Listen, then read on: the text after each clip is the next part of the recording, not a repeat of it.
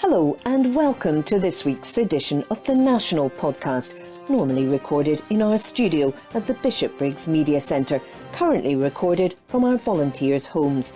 To keep in touch with us, use our social media platforms, Facebook, Instagram and Twitter, which are all at Q and Review. That's CUEANDREVIEW. Or get in touch via information@qandreview.com.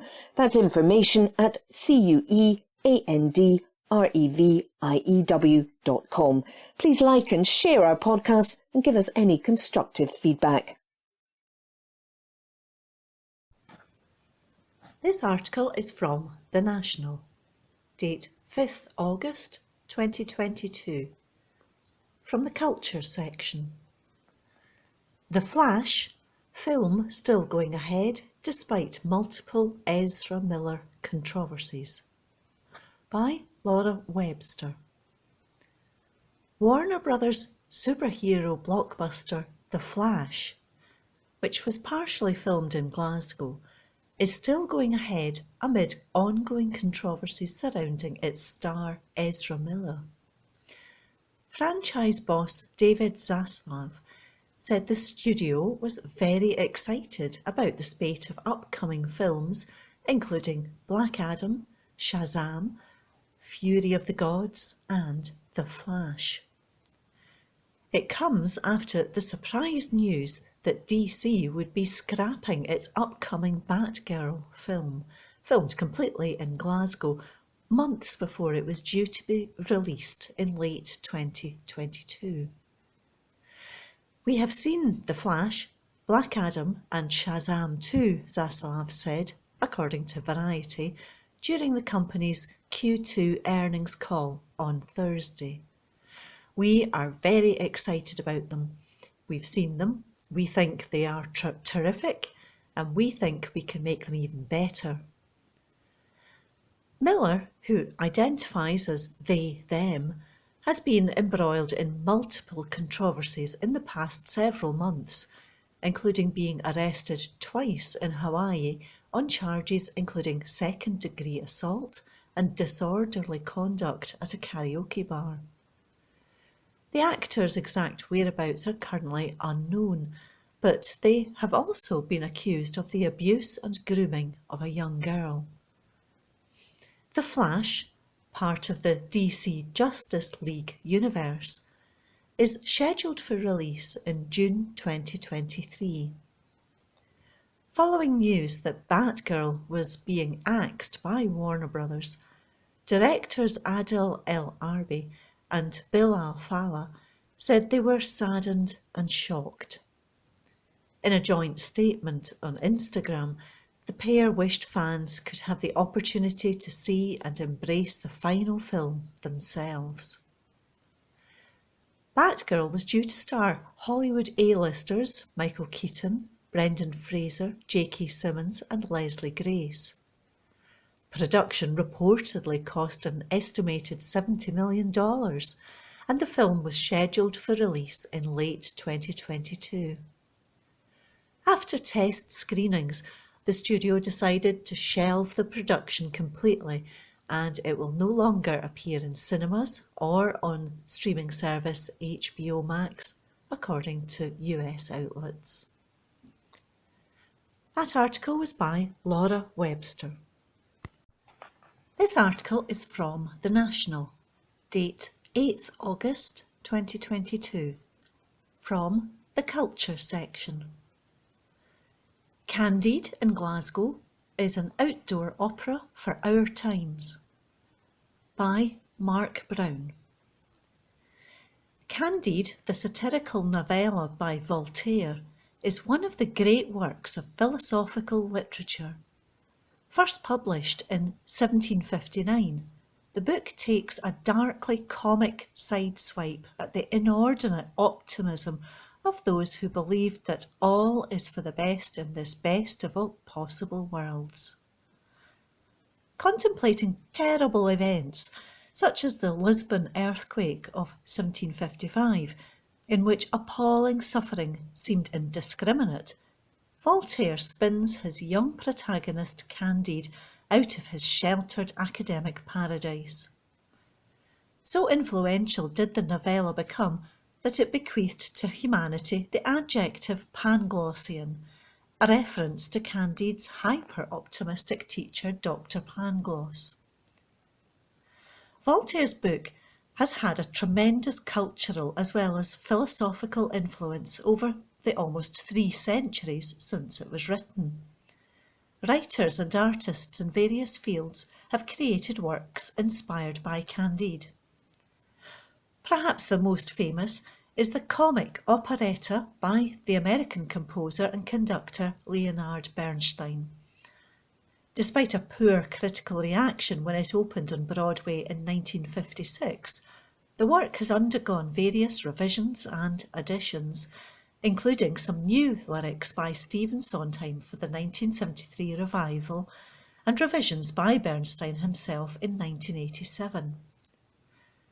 Ironically, it was optimism and undeterred faith in the possibilities of Bernstein's original work that would make Candide a much-loved staple of the modern operatic canon. So much so that Scottish opera has considered Our World, which is so abundantly resistant to Panglossian optimism, and decided that now is a good time for staging a Bernstein piece.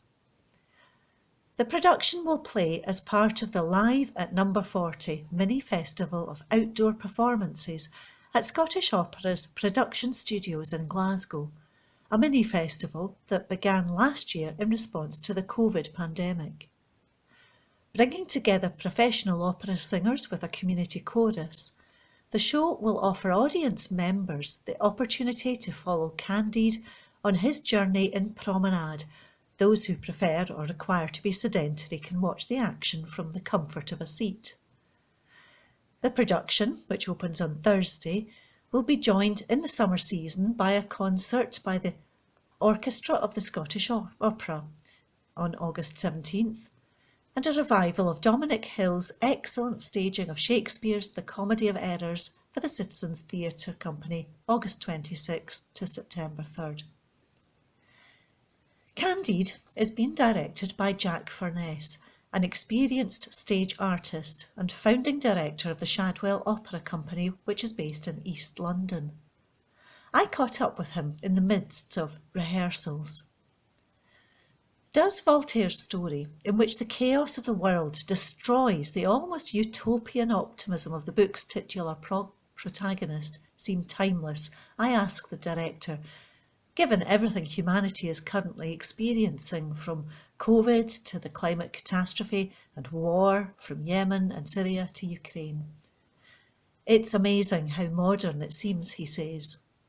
However, Furness adds, humanity's outlook in 2022 contrasts starkly with the philosophical optimism that Voltaire was satirising in the mid-1700s, and the confidence of the post-war United States that Bernstein observed in the 1950s. Voltaire was very much into puncturing cosy optimism, the director comments. The same goes for Bernstein, when the operetta was originally written in the 1950s. I don't know that most people are that optimistic at the moment. We've had our bubble thoroughly burst by the pandemic or the financial crash. I don't think that we live in a particularly optimistic age now. The director and the company have been asking themselves, where does that optimistic philosophy now reside? In Voltaire's day, Furness continues, it was rooted in the church, and when Bernstein wrote the operetta, it rested on faith in the American dream of untrammelled capitalist growth. These days, the director suggests, optimism is based on very flimsy foundations. All that 21st century capitalism has to offer is the hollow cheerfulness of reality TV shows and the idea that you can make yourself happy by clicking a button and getting an Amazon delivery. The best way to honour the satirical intentions of both Voltaire and Bernstein is, Furness believes, to make Scottish opera's Candide very much of our times. If it's a satire, he avers, It has to have contemporary targets. The process of updating Voltaire's story has been assisted greatly, the director says, by the inherent and deliberate chaos of the Frenchman's original narrative. All Furness had to do in connecting that with the mayhem of our own times was to make sure that his production didn't try to rationalise the chaos into one idea. The whirlwind in which Voltaire places his young protagonist is famously picaresque, as Candide is transported from one scene of destruction and suffering to another. The director intends to reflect the episodic character of the book in his staging of Bernstein's operetta. We have, he explains, really tried to treat each scene as a world in itself. In doing so, Furness is blessed with a superb cast. The celebrated tenor William Morgan, who played one of the titular leads in Scottish Opera's recent production of Gilbert and Sullivan's The Gondoliers, will perform the role of Candide. The acclaimed Trinidadian tenor Ronald Sam will take on the characters of Dr. Pangloss and Voltaire, among others. The show's cast of international opera singers will be joined by an 80-strong community chorus. The impressive group has been assembled in partnership with Maryhill Integration Network, an organisation based a stone's throw from Scottish Opera Studios that uses artistic projects to bring together asylum seekers, refugees and settled inhabitants of Glasgow. Furness is full of admiration for the energy and dedication that the community players have brought to the piece. Indeed, he notes that in writing the operetta, Bernstein brought the Jewish migrant experience to bear. Born in the US, the composer was the son of Ukrainian Jewish immigrants. It seems appropriate that a piece by Bernstein, a noted humanist who campaigned against the Vietnam War and nuclear weapons, should have a chorus that includes people who are seeking sanctuary from war and persecution here in Scotland. Candide plays at the Scottish Opera Studios, 40 Eddington Street, Glasgow, August 10th to 20th. scottishopera.org.uk. That article was by Mark Brown. This article is from The National, date 8th August 2022, from the News section. Nicola Sturgeon issues SQA Results Day message to Scots students, by Xander Elliards. Nicola Sturgeon has sent her best wishes to students across Scotland ahead of Results Day, saying she can still remember how she felt when it was her turn. On Tuesday, more than 140,000 Scottish pupils will receive their higher, national and advanced higher grades from the Scottish Qualifications Authority, or SQA.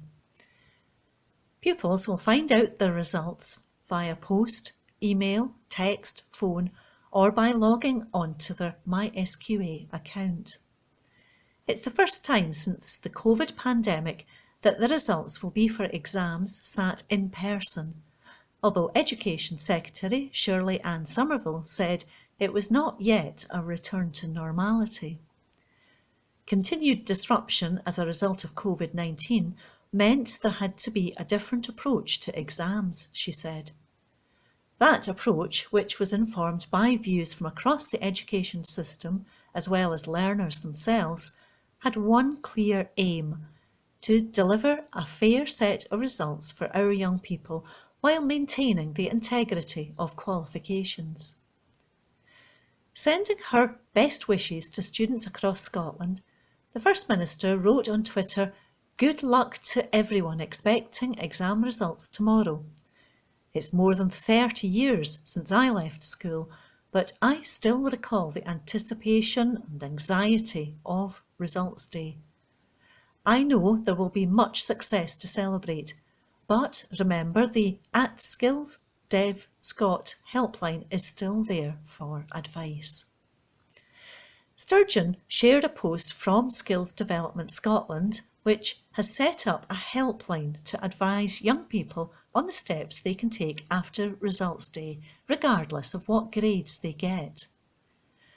Jan Whelan, a career advisor at SDS, admitted that she had called the helpline in tears when she was 16. Now, after 14 years of working with students on results day, Whelan said the key is knowing what the options are. She said, "I've been there and I've thought, why didn't I do this and why didn't I do that when I was younger?" But you can look at apprenticeships, you can go to college, you've got all these different routes. So I think it's about being aware of that and what's available. Separately, business leaders from across Scotland have promised Scottish youngsters they will recognise and value qualifications as much as any other year, ahead of results day. In a letter to students, signed by 18 business leaders, firms committed to creating good jobs for youngsters as they enter the world of work, while reminding them that there are different career pathways to take regardless of their grades. The letter, written by Sandy Begbie of Scottish Financial Enterprise, also said that qualifications will be valued the same as any other year. We want to reassure you that we recognise and value your qualifications as much as any other year, and that the skills you have developed and will continue to develop will play a crucial role in ensuring a bright future for businesses in Scotland and our economy, the letter said. The results helpline can be reached on 0808 100 8000 from 8 a.m. Tuesday, August 9th. That article was by Xander Elliards. This article is from The National, date 8th August 2022, from the Politics section.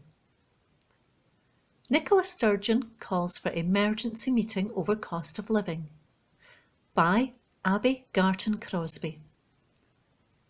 First Minister Nicola Sturgeon has written to Boris Johnson demanding an emergency meeting of the heads of Government Council over the cost of living crisis.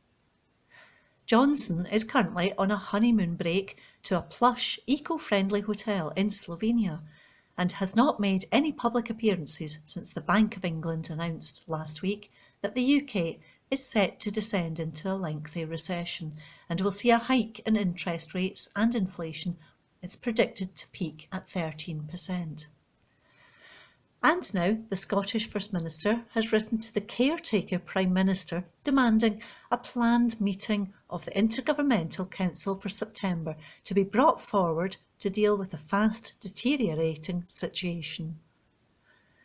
Number 10 confirmed they had received the letter and would respond in due course, claiming that senior officials were already in the process of setting up a four-nation meeting at Johnson's behest.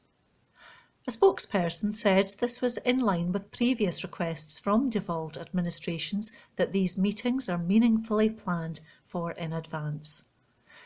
It comes after the SNP's Westminster leader Ian Blackford urged the PM to recall the House of Commons to allow MPs to debate the cost of living crisis and rising energy bills.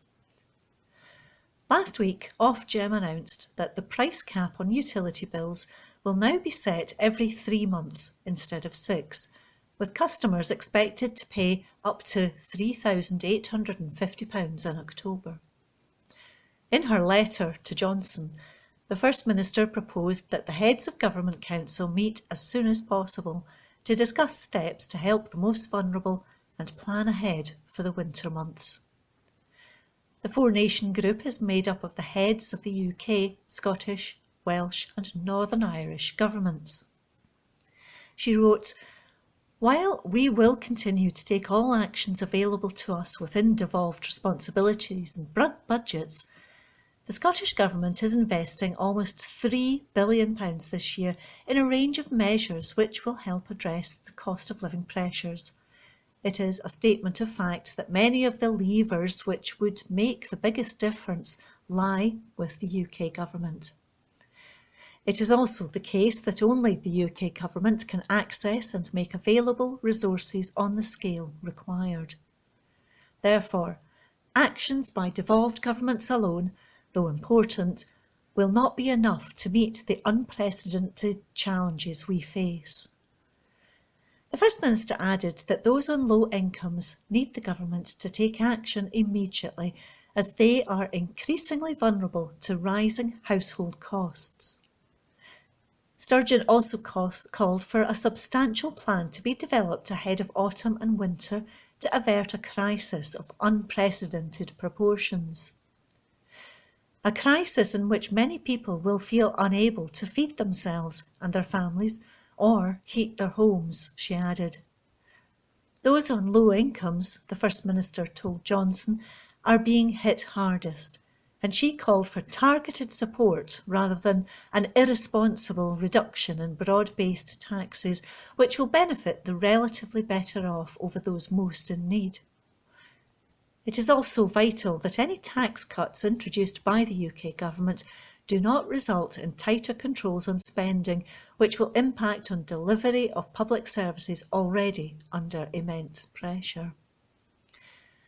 Referencing the Bank of England's announcement on the incoming recession due to hit the UK, Sturgeon said the crisis requires clear, focused and determined leadership and cooperation to develop and deliver at pace a package of interventions to protect those most impacted.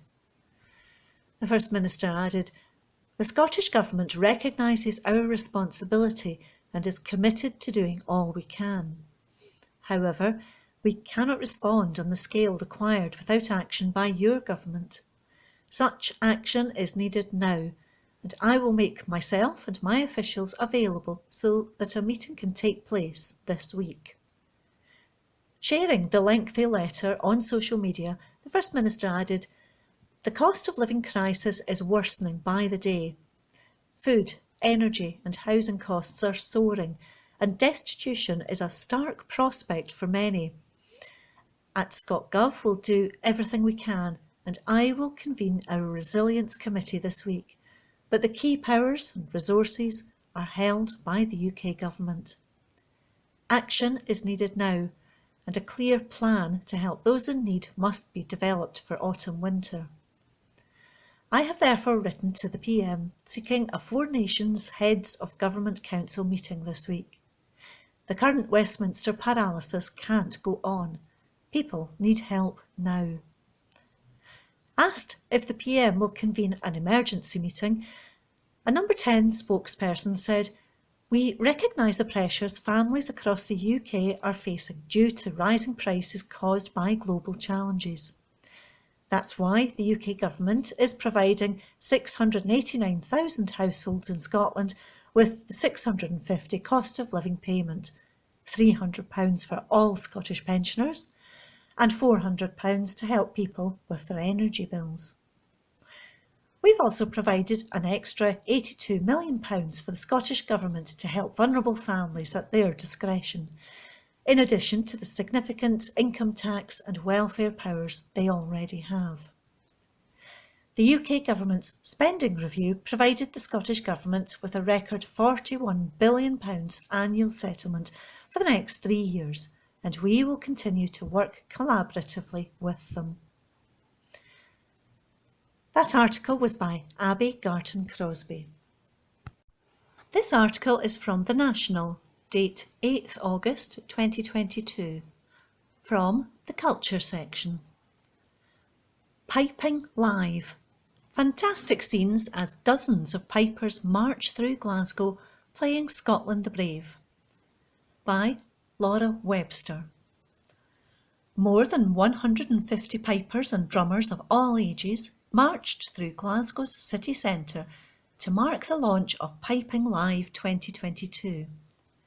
It's the first time musicians have been able to take part in the annual celebration of the piping tradition since 2019. Musicians, aged between 8 and 86, joined the pack of big band performers heading down West George Street with thrilled supporters following them along. The Piping Live Festival which is the biggest of its kind in the world, has been going on for 19 years and brings around 30,000 attendees to Glasgow each summer. Finlay MacDonald led the big band parade from Blytheswood Square to George Square as the group played Scotland the Brave on their instruments.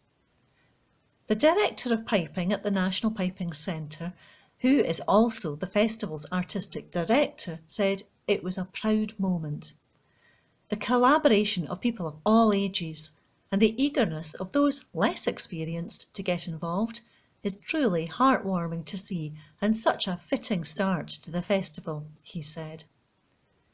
The Big Band Parade is always a highlight of the festival, and I've missed it greatly these last 2 years. As a player and a teacher, it's fantastic to be back amongst the music and the rhythm. Performing with a 150-strong pipe band in one of Glasgow's most famous and celebrated cities is an experience unlike any other, and it's also made all the better knowing we are raising money for an amazing charity like Beatson Cancer Charity too. This year's Piping Lives Big Band Parade helped raise more than £1,000 for the cancer charity, with those taking part in the performance each donating cash. The festival is going on in the city until August 14th, with the World Pipe Band Championships featuring nearly 150 bands taking place over the weekend. Artists from 10 countries will participate, while the general festival schedule has pipers from as far afield as Iran, Estonia and Hungary performing. Audiences will also be able to tune into many of the events online. Bailey Annette Christie, Chair of Glasgow Life, said, "Piping Live and the World Pipe Band Championships have been the cornerstone of Glasgow's cultural calendar for many years. We have missed the wonderful sights, sounds and thousands of UK and overseas visitors that these events bring to the city every August, as Glasgow becomes the global home of piping. So it's exciting to see them return with full in-person programmes that will ensure piping fans experience a truly spectacular week of traditional Scottish music and culture." That article was by Laura Webster. From the National, Monday the 8th of August 2022, from the comments section, Steph Peaton, "Fascist movements are using public anger to mobilise in the UK," by columnist Steph Peaton. "Crank up the music and strap yourself in. It's the age of anger, baby, and it's all flowing in the wrong direction. You can feel it in the air. It's in every overflowing bin in the street, every half-empty town centre that's been left to rot, every service with only half the staff needed to keep things running, amid the promise of more cuts to come. There's a feeling, a buzz, that things aren't quite right, that things are on the edge of slipping slowly at first and then all at once. The United Kingdom is angrier than ever, and it has every right to be. We've dragged ourselves through back-to-back crises for at least the past 2 decades, from the economic crash in 2008 to the recession that's just getting started, gnawing its way into our lives. And for what? To be told we have to quietly suffer stagnating wages and toxic workplace practices, lest we make a worse problem we didn't cause? We have a recession. We have spiralling food and energy costs, while the energy companies are in record-breaking profits. We have an unaccountable Westminster government that has been brazenly stuffing its pockets while bringing in legislation to make it harder and harder to hold them to account or even protest. There's a looming threat of climate change, while countries and companies bulldoze ahead with planet-destroying policies and profit regeneration without a care for the future. If you're not angry yet, you should be. It's like someone knocked over Pandora's box while partying at Downing Street circa 1997 and let forth the deluge of misery we've been dealing with ever since. Except instead of hope trailing out at the end, we've got 12 consecutive years of Tory rule instead. And what services existed to deal with the misery have been so stripped down and undermined by the Tories as to be rendered basically ineffective. If you're looking for a reason for the fury, look to the above and then some. The anger is valid, justified, but its targets are not. Research is showing that since the COVID pandemic, the amount of abuse staff and shop workers are having to deal with is rapidly increasing. It's the reason you may have noticed more signage out about asking people not to abuse staff, just trying to do their jobs. The working class has become a shield for bosses to hide behind. The workers don't set exorbitant prices. They don't leave stores and services vastly understaffed and under-equipped. They don't keep you in poverty wages while jetting off to their holiday homes. No, that's the choice of the bosses, confident they can slip out the back while frontline staff face the consequences. Throw into that a glut of social media services that thrive in abuse and misinformation, and you've got a burning match sitting awfully close to a power keg. Britain is a fortress of class, replete with media mechanisms and institutions that protect the wealthy by turning our ire on each other rather than them. Misplaced anger is as British as talking about the weather. It's one of many reasons that these islands have avoided the revolutions of the past that swept across Europe and seemed almost certain to reach the streets of London and Glasgow, but didn't. As long as the working class is fighting among itself, how can it organise to take on the powerful? The situation is a perfect breeding ground for far-right recruitment, fascists who blame the worst excesses of capitalism and class, not on the chief executives and parliamentarians cutting welfare and healthcare, but instead on the migrants, the queers, women and minorities. Neo-Nazi groups are organising in the UK right now. Fascist Party Patriotic Alternative was protesting outside drag queen storytime events in England last week, complete with white supremacists and anti-LGBTQ+ slogans. There's a reason hate crime is on the rise in the UK, alongside attacks on reproductive healthcare services and LGBTQ+ charities. So-called traditional values won't save us. Arguably, they've played a role in bringing us to the precipice. Instead of punching down, we need to be punching up at the real culprits behind our predicament. No easy thing given the existentially dire nature of the task. The popular Netflix documentary Trainwreck, Woodstock 99, feels particularly timely in this front, and not just because it's filling a hole left over from Fire Festival. I wasn't even aware there had been more than one Woodstock until the documentary was released, to be honest, but what seems clear was that the greatest factor on how the event went from music gig to flaming riot was the greed of the organisers. Price gouging young people at a festival, where bottles of water were reportedly sold for $12 a pop in extreme heat, no doubt led to revellers turning on the festival, as they did, and, frankly, I can't blame them for it. We need class solidarity, and that means supporting our fellow workers, not taking your anger out on them. When strike action looms, remember that it is because of the behaviour of the bosses, not the workers. I'm angry, we're all angry, but let's not lose sight of who is really to blame. And that was a comment piece by Steph Peaton. From The National, Monday the 8th of August 2022, from the comment section, Jimmy Maxton, has Scotland fulfilled the potential the master of rhetoric saw? By columnist Michael Fry. The Scottish language of politics is pretty humdrum, but blazing oratory is fortunately not unknown either. Give us our parliament in Scotland. We will start with no traditions. We will start with ideals. We will start with purpose, with courage.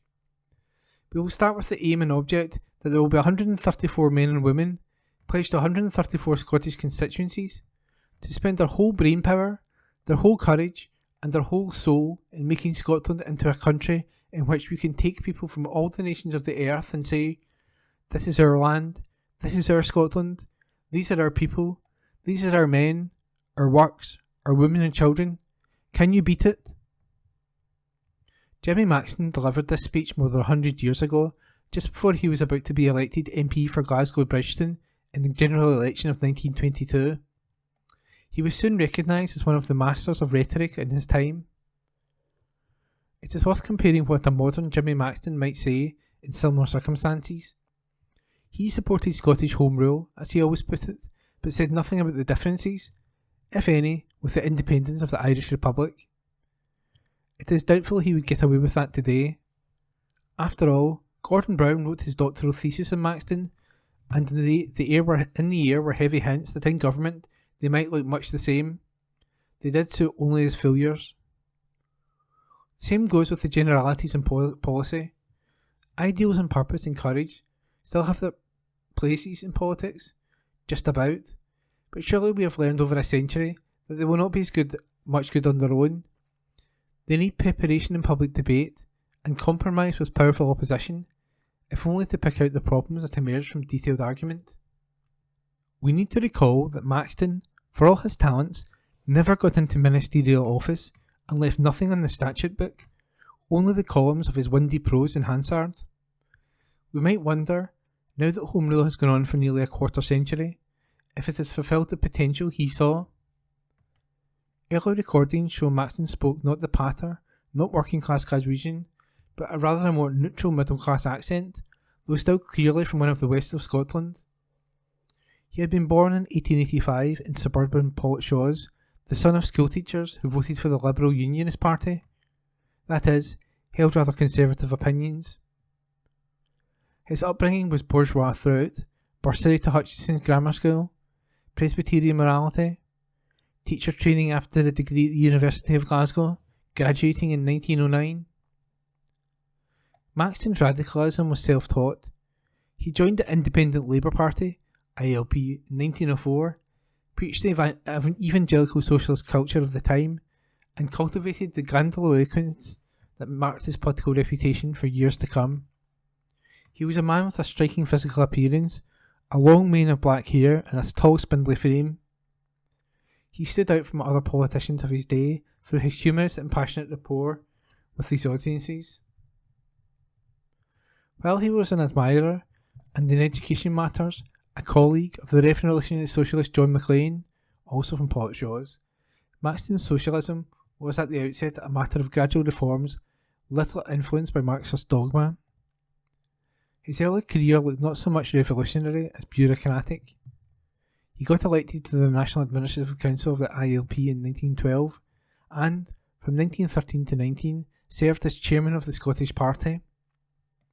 It took the First World War to raise Maxton's public profile as a militant activist.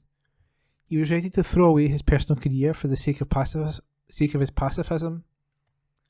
In 1916, he got a prison sentence for a speech on Glasgow Green in protest against the deportation from the city of leading shop stewards.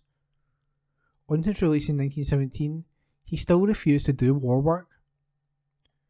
More than any other leader or agitator, Maxton seemed to personify a plain pithiness in Red Clydeside, where industrial disputes and rent strikes counted for more than the fate of the Empire or Europe.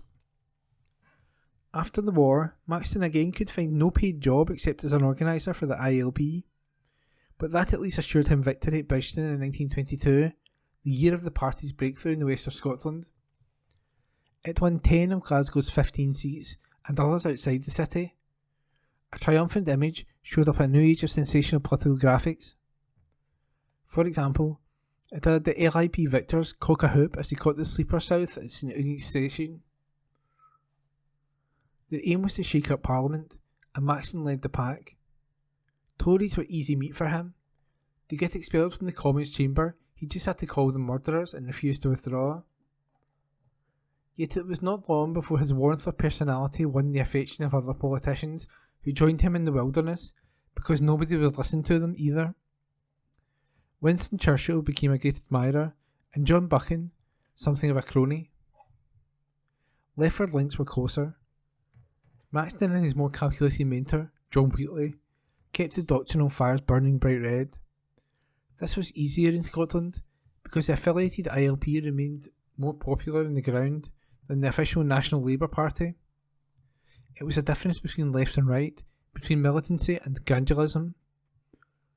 The ILP set out its ambitions in a programme, Socialism in Our Time, which provided the ideological ammunition for Maxton's eloquent assaults on unemployment and poverty. His relations with the Parliamentary Labour Party, led by Ramsay MacDonald, grew uneasy in the 1920s, with Maxton being accused of undemocratic behaviour and his disrespect for the executive. Maxton, in fact, became a fierce critic of the Labour government in 1929 to 31. His behaviour raised basic questions about the relationship between the parent party and the ILP, and the freedom of action for a mere affiliate.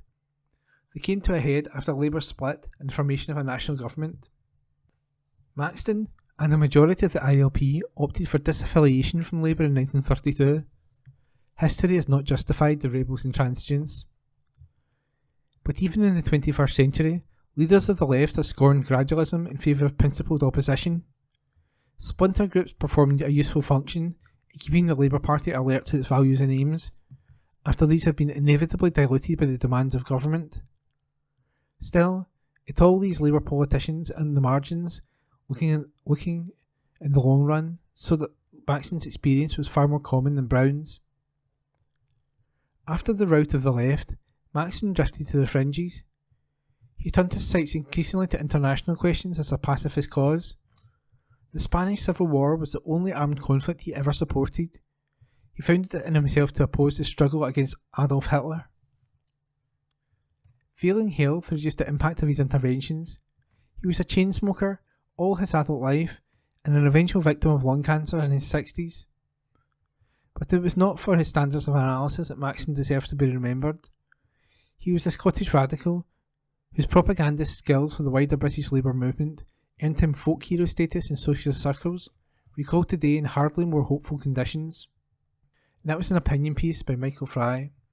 From The National, Monday the 8th of August 2022.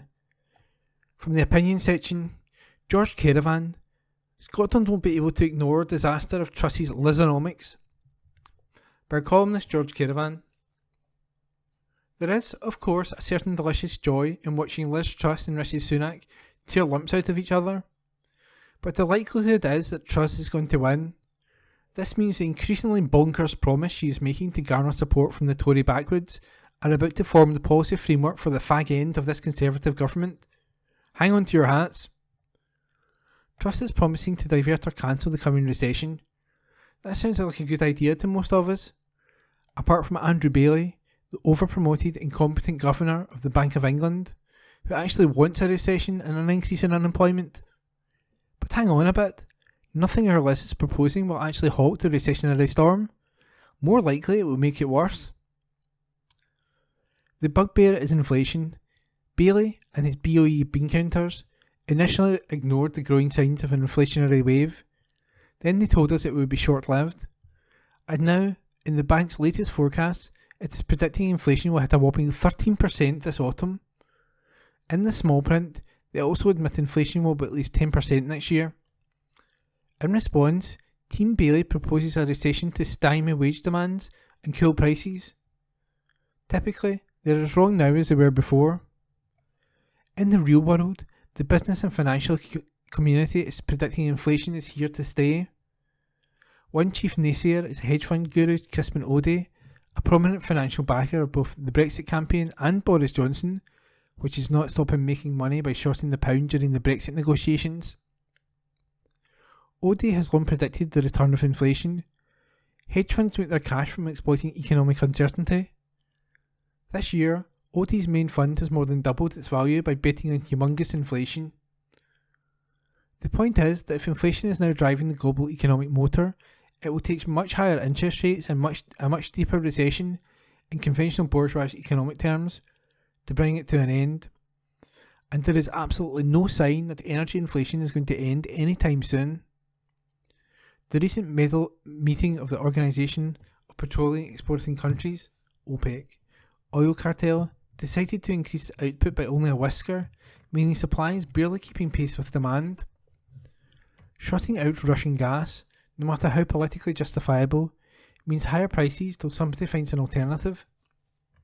True, US natural gas production is now at an all-time high and increasing, but you still have to liquefy the stuff, stick it in expensive boats, and get it across to Europe, where the Germans will pay over the odds for it. Even the economically illiterate can figure out that this permanent skyrocketing of energy costs is in itself the trigger for an economic slowdown. Inflation is robbing consumers of spending power and raising industrial costs, squeezing, eventually, profits. Sales and investment will contract of their own volition. As an advanced indicator, we have already seen a massive drop in the share prices of leading high-tech and media conglomerates this year. This, in turn, is reducing unearned wealth, cheers, but making investors hoard cash, bad news for new industrial development. The response of central bankers, such as Andrew Bailey, has been to raise interest rates.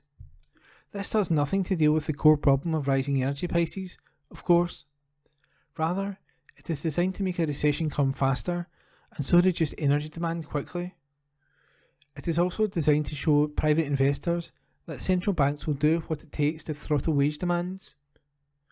In other words, it is a piece of political blackmail aimed at the trade unions. Spoiler, the trouble is that the central bankers are scared of the politicians. After all, actually engineering a faster and deeper recession is bound to be unpopular with the poor, bloody electorate. Hence Truss's public attack on Bailey and the Bank of England. She is running on a platform of stopping a recession, and she is hinting strongly about placing the BOE under stricter political direction, including rewriting its mandate setting out its official responsibilities. In the face of such political pressure, Bailey & Co have dithered on raising interest rates, then they raised them only a bit. This dithering is actually catastrophic. By raising rates after inflation had already started slowing the economy, Bailey has only succeeded in pouring petrol on the fire. The economy was already heading for recession without the bank's rate hike. Rising rates now is an additional braking power at precisely the wrong moment, which means an even deeper recession. Can Queen Liz come to the rescue? Absolutely not. First up, she plans to use the £30 billion Chancellor Sunak has squirreled away in his budget to bribe voters in 2024, to cut taxes and boost consumer spending. Alas, that is nowhere near enough to offset the consumer spending power eaten up by rising energy prices. Truss is also talking about even more public borrowing, but increased public borrowing at the time of interest rates rising will only result in the Treasury forking out more than debt repayment, actually squeezing public services. Let me give you a wee example. The Treasury and Bank of England saved the economy during the 2008 banking crisis and later during the pandemic by a thing called quantitative easing, QE. Essentially, the Bank of England printed £850 billion in form of electronic money, called special reserves, and pumped it into the economy. But to get the banks to accept this invented money, the Bank of England has to pay interest on it. Interest the Treasury, i.e. the taxpayer, has to guarantee. The more the Bank of England puts up interest rates, the more the Treasury is liable for this bill for QE. I'd love to be in the room when Bailey explains this to Truss. So don't raise interest rates, I hear from the back of the room. But if the Bank of England does not raise UK interest rates, money will flow out of Britain to America, where the Federal Reserve is predicted to raise its own rate to around 4%. That's more than double the current UK rate. Any lag between UK and US interest rates means the pound falls in value. In turn, that means all of our imports cost more, adding to inflation. Here in Scotland, we are mere spectators while Liz and Rishi stock it out. Liz, of course, has promised to go on ignoring us anyway. Alas, we won't be able to ignore Lizonomics when it hits us. The Bank of England predicts that the economy will enter recession in the final quarter of 2022, just in time for Christmas. Lizonomics may cut taxes, but inflation is going to go on rising. That means higher interest rates and deeper recession. Faced with economic disaster in an election year, Liz will invent political scapegoats galore. Trade unions, immigrants, the EU and, naturally, the jocks. So no referendum and repeated attempts to override Holyrood from Westminster. The poor folk of Paisley will be sick of being told that Liz is really one of them. Alas for Liz, the Tories only managed 5 seats out of 43 in Renfrewshire in this year's locals. Conclusion: Time Scotland took matters into its own hands. And that was a comment piece by George Caravan. From the National, Tuesday the 9th of August 2022, from the news section, Marks & Spencer announces nationwide ban on barbecues amid Met Office heatwave warning, by Kieran Doody. Marks & Spencer has announced a nationwide ban on a popular summer item in stores across the UK.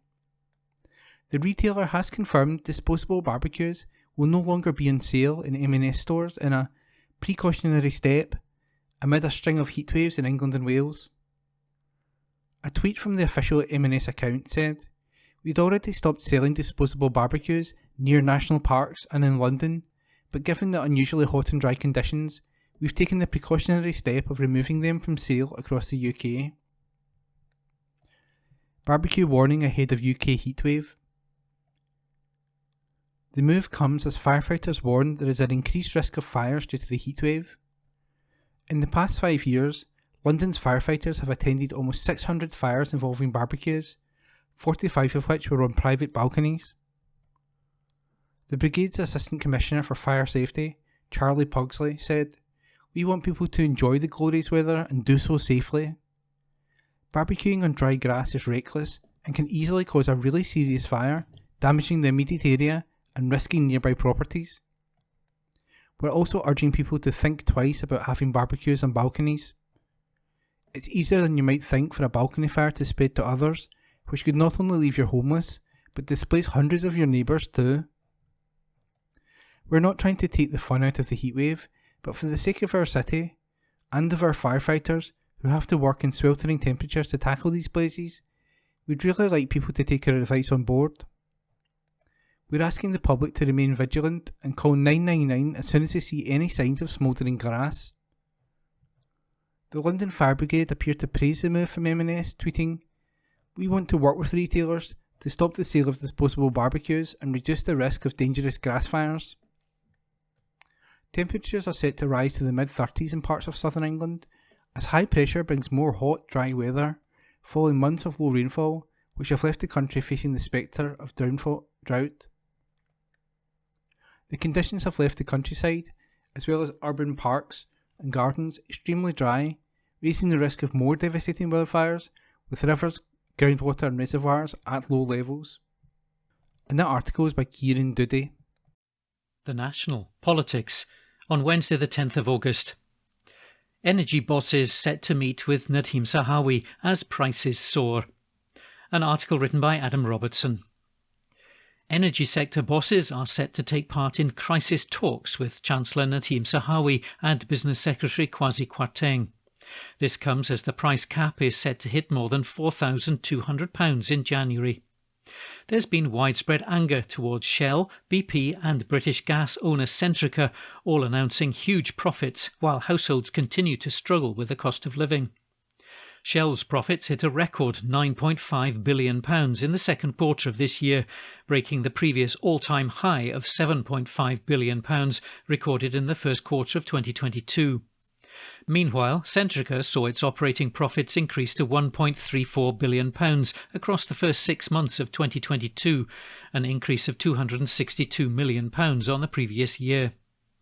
The Sun reported gas and electricity executives are set to meet with the cabinet ministers on Thursday morning.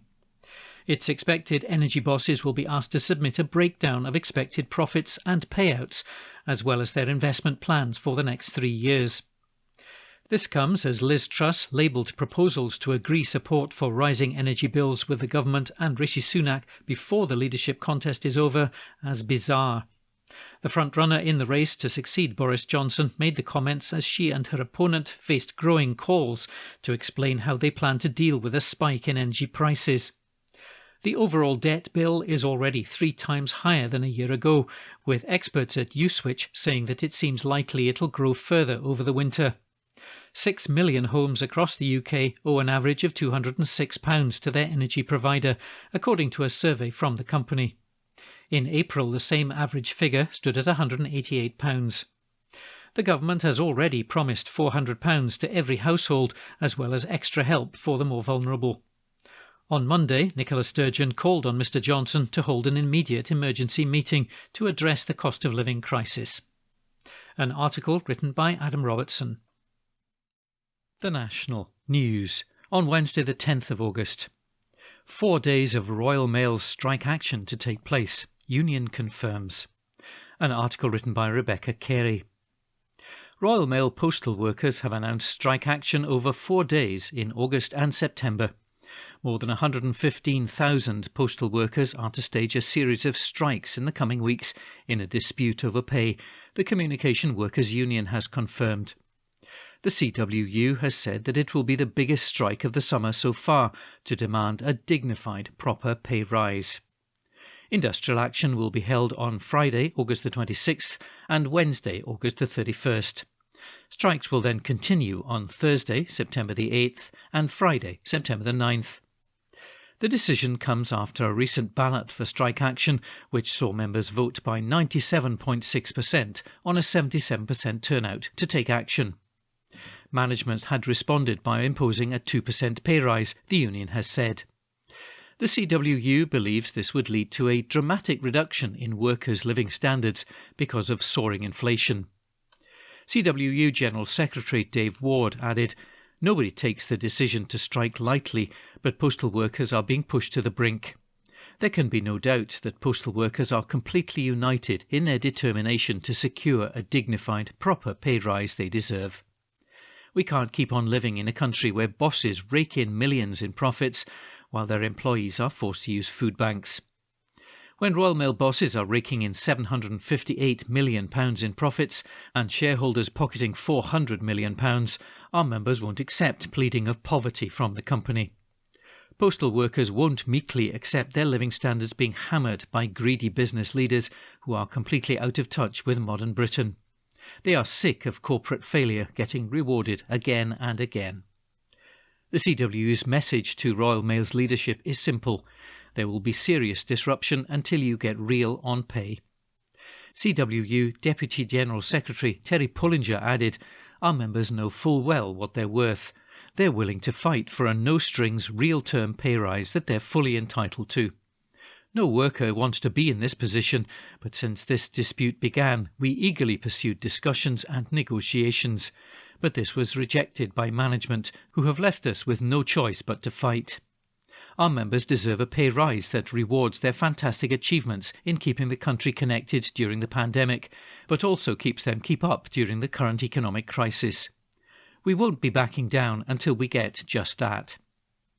Royal Mail has also released a statement following the news.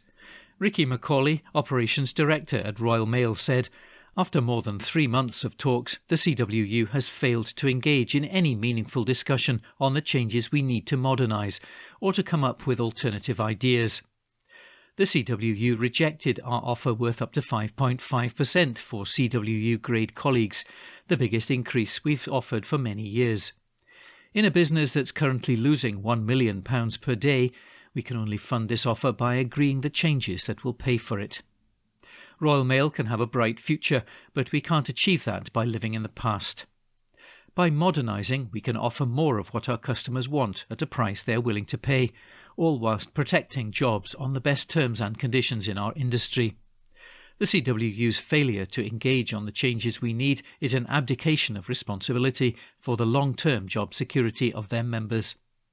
We apologise to our customers for the disruption that CWU's industrial action will cause.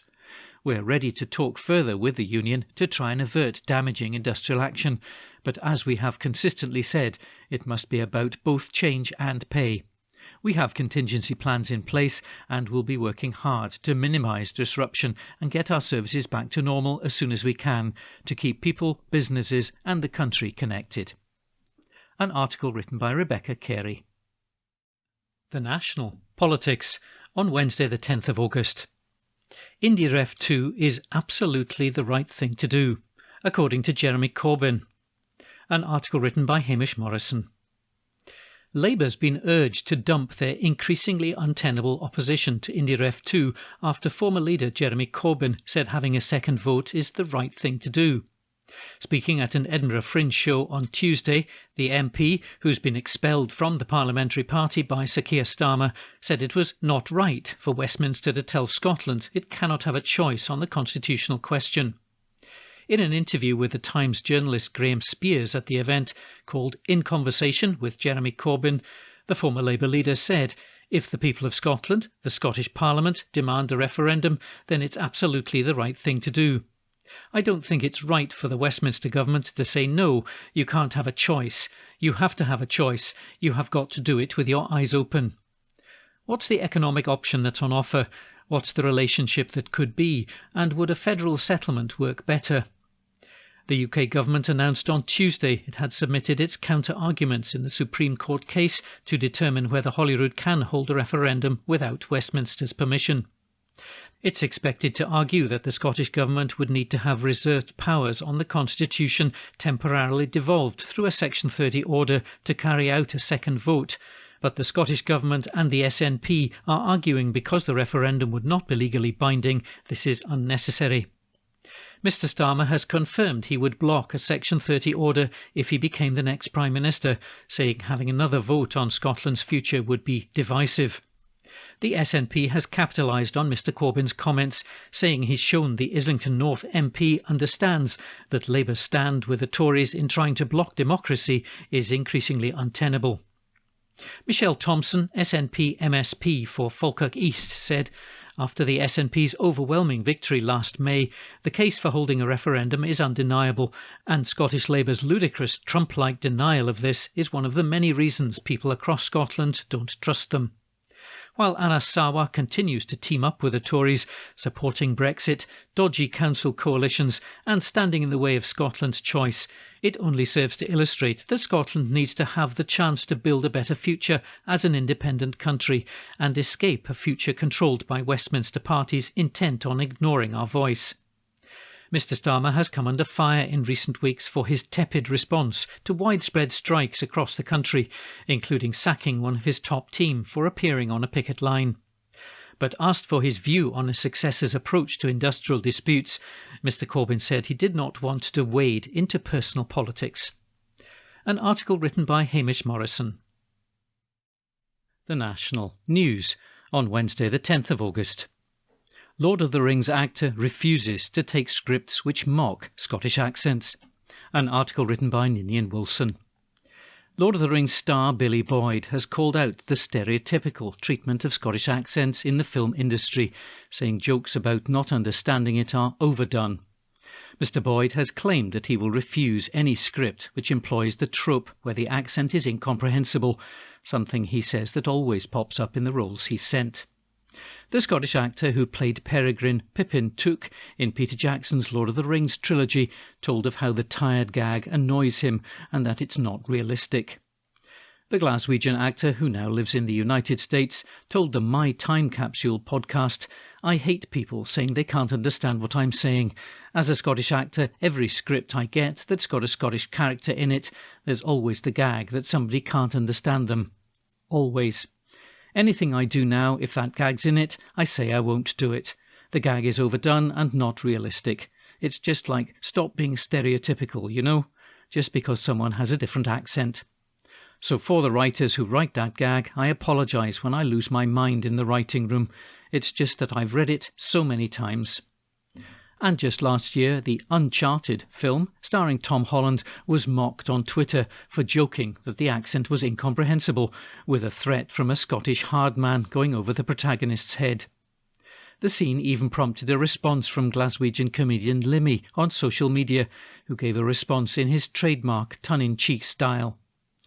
The Uncharted film was not the first, and probably not the last, to mistreat the Scottish accent. From Harrison Ford in Indiana Jones and the Last Crusade to Cate Blanchett in How to Train Your Dragon 2, there are plenty of examples to wind us up. An article written by Ninian Wilson. The National News on Wednesday the 10th of August. Protest held inside Scottish Power headquarters. An article written by Hamish Morrison. Activists took part in a demonstration inside the headquarters of an energy giant in protest over soaring bills. Members of the Scottish Resistance and other activists invaded the Glasgow offices of Scottish Power yesterday morning, demanding a meeting with the firm's chief executive. The small band of activists, led by activist and pro-independence campaigner Sean Clarkin, also urged people to back the Don't Pay campaign, which is telling bill payers to cancel their energy payments in protest over rocketing prices.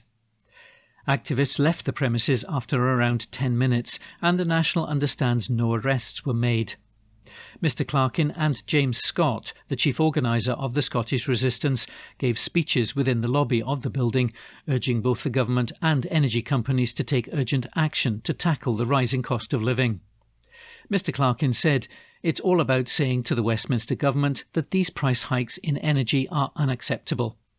They have to bring in a standard tariff where they basically decouple the price of oil and gas from the international market and go from the renewables and the nuclear to the highest of gas and oil, average the price out, and you'll have a far lower tariff for everybody. And also bring in a social tariff of discounted prices for the sick, the disabled, the dying and the elderly for this winter, because if you don't do that, a lot of people are going to starve and die of cold-related death this winter. A Police Scotland spokesperson said there were no arrests, the protest was peaceful and the demonstrators left at the request of police. An article written by Hamish Morrison. The National Politics on Wednesday the 10th of August. UK submits its case against Scots held Indiref to court. A front page article written by Xander Elliotts. The UK government has submitted its legal argument against Scotland holding an independence referendum without Westminster's consent. The Conservative government has asked the Supreme Court for permission to publish the submission in full. It comes after the Tories failed in their bid to have the top court throw out the case before hearing evidence, claiming it was premature. Scotland's top law officer, Lord Advocate Dorothy Bain QC, referred a prospective referendum bill to the Supreme Court last month to ascertain if it was within the powers of the Scottish Parliament. The Scottish Government published its draft bill, which would legislate for a referendum on October the 19th, 2023, in late June. Oral arguments are due to be heard in the case in October, but the Advocate General for Scotland, Keith Stewart QC, submitted the case against the bill being within the legislative competence of Holyrood yesterday. A spokesperson for the UK government said people across Scotland want both their governments to be working together on the issues that matter to them and their families, not talking about another independence referendum. We have today submitted our written case to the Supreme Court in accordance with its timetable. On the question of legislative competence, the UK government's clear view remains that a bill legislating for a referendum on independence would be outside the legislative competence of the Scottish Parliament. In its submission to the court last month, the Scottish Government leaned heavily on any future referendum not being self-executing, meaning it would be purely advisory and only meant as a way to ascertain the views of the Scottish people. Law experts remain split on whether this would be legal. Adam Tompkins, the Glasgow University professor and former Tory MSP, said in June that a consultative document would be within Holyrood's powers. The SNP has also made an attempt to intervene in the case, arguing that as a public body it would be fair, just and reasonable for the party to make arguments to the court. If the court rules that holding the consultative ballot is outside of Holyrood's powers, Ms Sturgeon has pledged to use the next general election as a de facto independence referendum. There is little chance of a UK Prime Minister granting a Section 30 order, which would sidestep the legal issue by allowing Holyrood to legislate for a referendum as it did for the 2014 vote. Boris Johnson, the outgoing Tory leader, is set to be replaced by either Liz Truss or Rishi Sunak in September. Both candidates have been emphatic they would rule out a second independence referendum. A front page article written by Xander Elliotts. From The National, Thursday the 11th of August 2022, from the sports section. It's been an emotional journey. Olympic curling champion Eve Muirhead retires. Olympic champion Eve Muirhead has announced her retirement from curling. Muirhead skippered Team GB to gold at the 2022 Winter Olympics in Beijing, adding to bronze from Sochi 2014, and also claimed world and European titles during her career. After 15 years of international curling and 21 international titles, I have made the hardest decision of my life to hang up my curling shoes and retire, Muirhead said in a post on social media. Throughout my career, and like most athletes, I have experienced both the highest of the highs, becoming an Olympic champion, and the lowest of lows, and at times the future seemed very distant. It's been an emotional journey, but a journey that I am incredibly proud of. Behind every athlete is a team, and I have had the opportunity to work with some of the best, and therefore there are many thanks to be made. I can't thank everyone here, but will do so individually, I hope, over the coming weeks. Muirhead, 32, paid tribute to the support of all her teammates from the bottom of my heart, as well as from the funding received from the National Lottery and UK Sport for the British curling and Scottish curling programmes.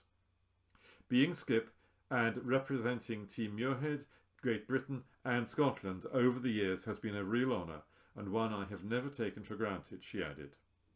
Retiring from curling as a current European, World and Olympic champion is something I always dreamt of, and I am signing off with a huge smile on my face. With regard to what's next, I am looking forward to exploring more opportunities and getting my golf clubs out. But watch this space. From The National, Thursday the 11th of August 2022, from the sports section. Rangers fear no foe in Ibrox Fortress as Giovanni van Bronckhorst adds to European aura. By Christopher Jack. They thought it was all over. Union Saint-Gilloise really should have known better. The history and the evidence built up over the last 4 seasons was there in front of them. Understanding and respecting it is one thing, but being able to handle it is quite another.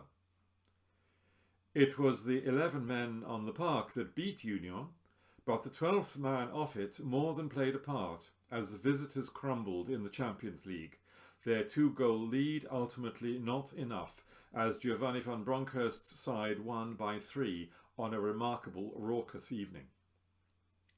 Of the last 32 European fixtures at Ibrox since 2018, Rangers have now won 22 of them.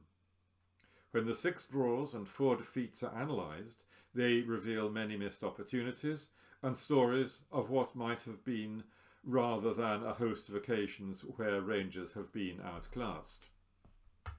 The Belgians are not the biggest name to be added to the Ibrox list, but they are the latest team to fall. What is certain is that they will not be the last.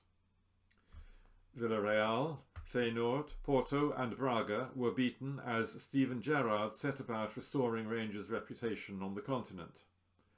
From the farce of progress, Rangers became a European force. In less than 12 months, Van Bronckhorst has given supporters memories to last a lifetime, and the comeback win that set up a playoff meeting with PSV carries a significance of its own for a team who have shown their talent and mentality on the biggest stage. Borussia Dortmund should have been beaten, but Red Star Belgrade and Braga eventually were taken care of on incredible occasions. When it comes to that night against RB Leipzig, nothing else needs to be said apart from the mention of it. It has been chaotic rather than controlled at times, but the concoction is an intoxicating one, as Rangers have punched above their weight and left many with bloody noses after landing knockout blows under the floodlights. The Ibrox factor cannot be calculated or planned for. It is something which managers and players speak about, yet cannot really put their finger on what it is or why it inspires and spooks in equal measure as Rangers raise their game and the opposition lose their shape. The crowd can be notoriously unforgiving and difficult to play in front of. The demands are incessant, and the pressure visibly weighs on those who do not have the fortitude to handle it once they have pulled on that famous blue jersey. It is all very fine and well having the technical ability or tactical nous to play for Rangers, but without the mental strength that is a prerequisite of anyone that signs on there, Ibrox will chew you up and spit you out. It takes time, a commodity that is in short supply, to become accustomed to the moans and groans that can act like a vice-like grip on the mind, and only those of a certain character will be able to meet the expectations of a fan base who never accept second best. Once you earn their trust, Ibrox is a very different place to play. When those on the park are unison with those off it, anything is possible. And the energy that courses through the stands sends a surge of adrenaline through the individuals and the collective as new heights are reached and the seemingly impossible achieved. In some instances, the impact of the crowd serves only to inspire Rangers. In others, it can have a negative effect on the opposition as well as a positive one on those in blue. Union was seen off by Van Bronckhorst's side, but they were also beaten by a 48,000 strong crowd that has seen its own reputation restored and enhanced, in line with the strides forward that Rangers have taken over recent seasons. The narrative around the words and actions of Karel Jeraerts and his players has become a sideshow to the main event this week, but it all played into the feeling that Rangers knew the time wasn't over, despite the nature of their 2-0 defeat the previous week. John Lundstram labelled Union disrespectful on Monday afternoon as he addressed the post-match celebrations at Den Drief, and what was seen as overconfidence from the Belgian camp, as the likes of Siebe van der Heijden and Teddy Tuimer spoke about what awaited them in Govan. Ironically, it was the fullback who broke Union's resistance as his inexplicable handball allowed James Tavernier to open the scoring from the spot. After Antonio Korak and Malik Tillman had won the game and the tie, Lazare Amani saw red as the visitors finished with 10 men. Union's words and actions weren't that far over the top and didn't really cross the line, but Lundstram's stance added another factor to the occasion, and his Instagram message of "chat shit, get banged" was lapped up by those who had bought into the siege mentality stance through a high-energy, high-stakes 90 minutes. There will come a time when a deficit proves too difficult to overcome, but there was never a feeling that Tuesday night was going to be that game, and the conviction and drive of Van Bronckhorst's side is a sight to behold on this European stage. Gerrard made Rangers believe they could compete with anyone once again. Now Rangers reckon they can beat anyone, especially at Ibrox. If a group stage berth is to be secured this term, then PSV will surely need to be overcome next week, as Van Bronckhorst attempts to take a league back to his homeland for the defining second leg. Rangers will respect PSV, but they need not fear them. When they have Ibrox behind them, they shouldn't have any doubts about what is possible at home or abroad. Union have taken their place on an illustrious list. Now Rangers have another European giant to topple. This article was by Christopher Jack. The National, August 11. Leader of the House of Commons says Cabinet has not met since end of July. Report by Adam Robertson. The Leader of the House of Commons, Mark Spencer, has said that the Cabinet has not met since the end of July during an interview on BBC Breakfast. This comes as financial expert Martin Lewis says that the energy crisis will reach the scale of the pandemic. Energy bosses are set to meet with Chancellor Nadhim Zahawi on Thursday, that's today, as the price cap is set to hit more than £4,200 in January. Asked by presenter Charlie State about the last time Cabinet met, Spencer responded, "Cabinet met before the House of Commons rose. But of course, we are in constant contact with each other. The government continues to function, and I think there are a number of packages that are already organised that are coming down the track to help and support people." On Monday, Nicola Sturgeon wrote to Boris Johnson asking him to convene an emergency meeting in order to tackle the growing cost of living crisis. This followed the news from the Bank of England that inflation will peak at more than 13% and that the UK was set to fall into its longest recession since the financial crisis. State continued to press Spencer for a specific time on when Cabinet last met, to which the MP for Sherwood said, "Just before the House of Commons rose at the end of the month, at the end of July." Spencer was then directly asked about comments made by Martin Lewis on Wednesday. The consumer champion hit back at the government's suggestion that nothing could be done about the energy crisis until a successor was appointed as complete bull. Spencer continued, "Well, it doesn't require the whole cabinet to respond, because clearly the Chancellor of the Exchequer is still in his office and delivering within the Treasury. The Business Secretary is still functioning within that department. It doesn't require every member of the cabinet to get round the same table. It requires those people within government to focus on their job, and that's exactly what they are doing." Report by Adam Robertson. The National, August 11.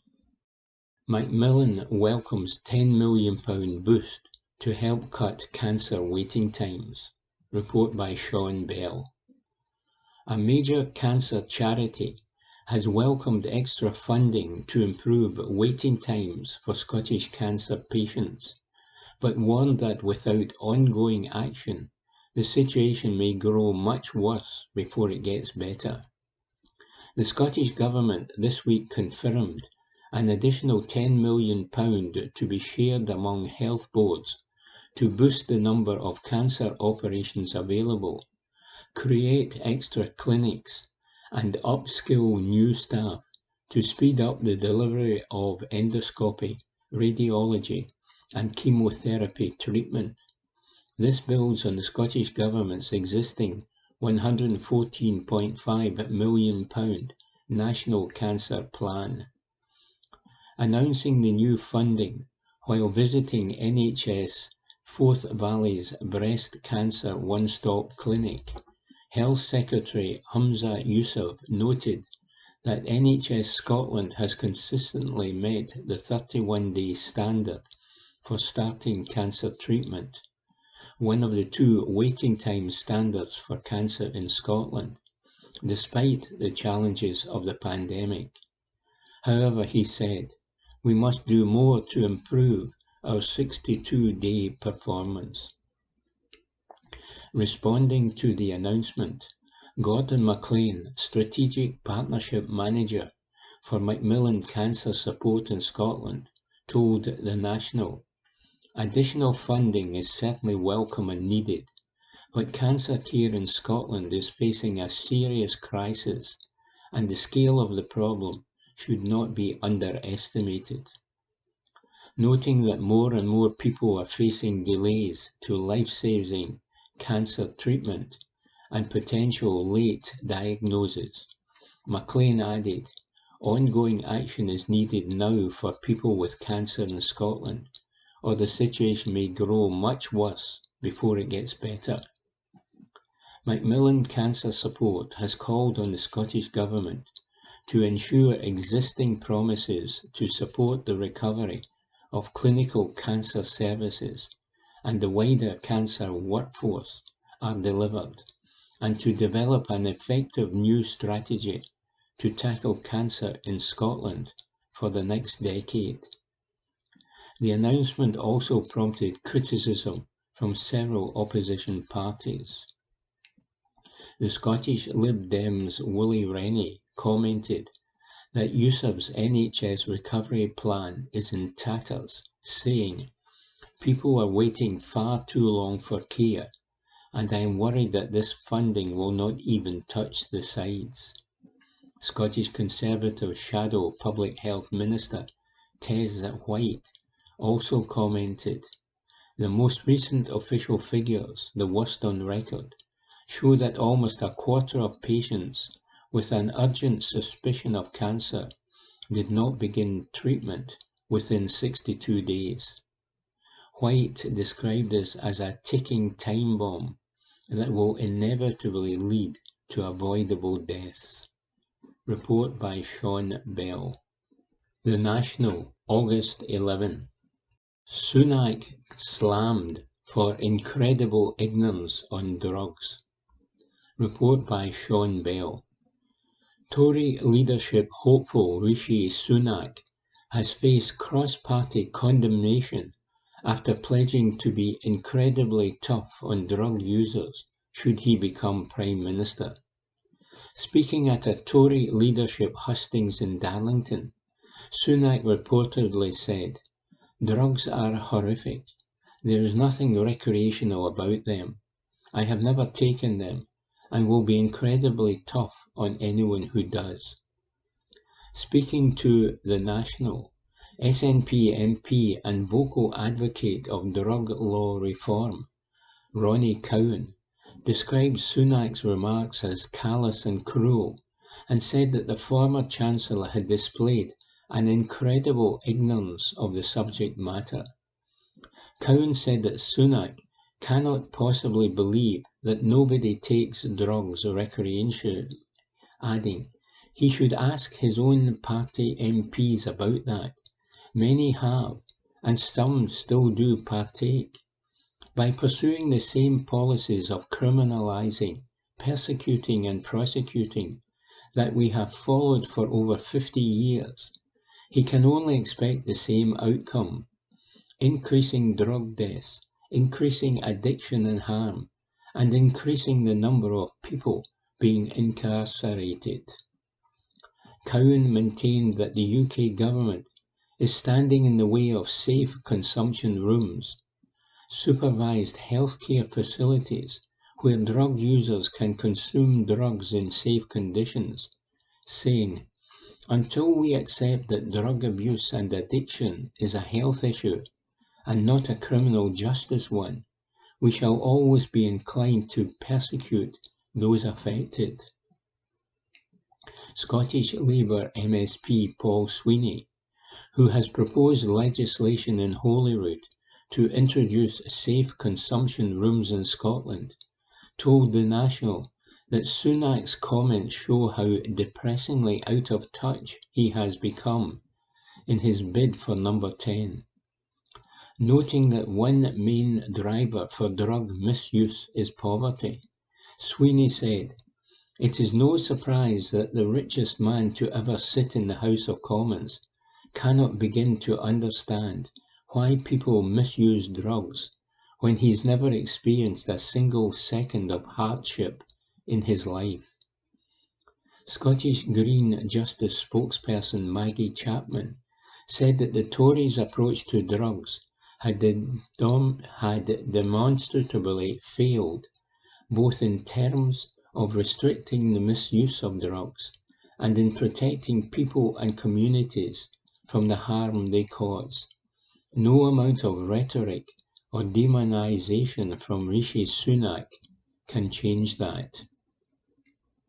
Chapman called for a new approach, which treated drugs as a public health emergency and focuses upon tackling inequality and providing support, rehabilitation and dignity. Scottish Lib Dem drug spokesperson Ben Laurie added that Sunak is stuck in the 20th century, saying that the UK has fought a war on drugs where the most vulnerable are the casualties, and the solution is to learn from the policies of those countries which focus on harm reduction. In addition to safe consumption rooms, Laurie said, this meant new specialist family drug and alcohol commissions, an end to imprisonment for possession, and a regulated cannabis market which would take it out of the hands of criminals and provide a much-needed boost for the Treasury. Report by Sean Bell. And that was this week's The National podcast, normally recorded in our studio at the Bishopbriggs Media Centre, currently recorded from our volunteers' homes with the publisher's kind permission. Thanks for listening.